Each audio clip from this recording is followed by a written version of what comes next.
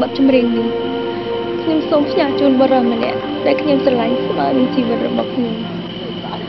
ទោះបីជាគាត់ឃ្លាតទៅឆ្ងាយពីរូបខ្ញុំក៏ដោយក៏ខ្ញុំនៅតែនឹកនិងស្រឡាញ់រូបគាត់ជារៀងរហូត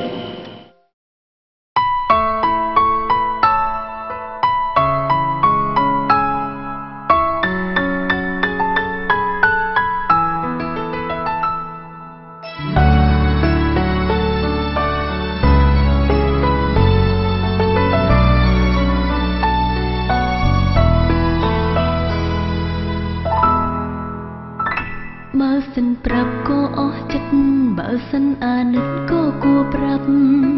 ហេតុអ្វីចាក់ចេញដែលគ្មានដំណឹងថាបែកយ៉ាងឡើងស្រវាបងយ៉ាងឡើងពេលបងភ្នែកដឹងភ្លាមថាគ្មានថ្ងៃស្អែកដែលបងមិនឡើយបើសិនសោកក៏គួរប្រាប់បើសិនប្រញាប់គួរមានពេលគ្រាន់តែសរសេរមួយមាត់ថាបងលាហើយមិនតែមិនអ្វីក៏ល្អ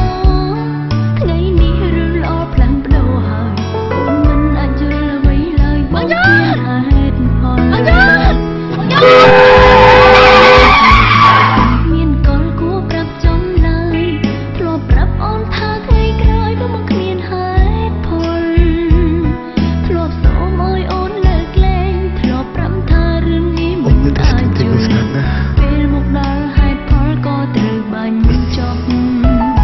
បើសិនប្រាប់តើមានរឿងបងមកមកលេងទីនេះម្ដងទៀតណា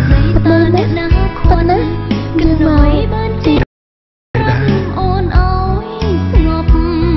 រឿងអ្វីមិនអាចដោះស្រាយតើរឿងអ្វីទៅស្នេហាត្រូវចប់ក្នុងពេលដែលអូនកំពុងស្រឡាញ់បងជាងជី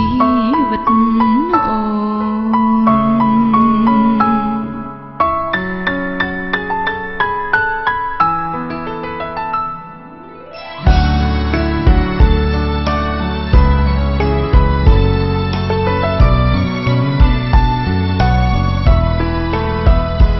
បើសិនសោកក៏គួរប្រាប់បើសិនប្រញាប់គួរមានពេលគ្រាន់តែសរសេរមួយមាត់ថាបងលាហើយមិនតែមិនអ្វីក៏ល្អថ្ងៃនេះរឿងល្អផ្លាំងប្ដូរហើយអូនមិនអាចយល់អ្វីឡើយបងគ្មានហេតុផលបើសិនឆ្លងក៏អូនអាចយល់បើសិនមានកលគួរប្រាប់ចំឡើយធ្លាប់ប្រាប់អូនថាថ្ងៃក្រោយបងមកគ្មានហេតុផលធ្លាប់សូមឲ្យអូនលើកលែងធ្លាប់ប្រាប់ថារឿងនេះមិនអាចយល់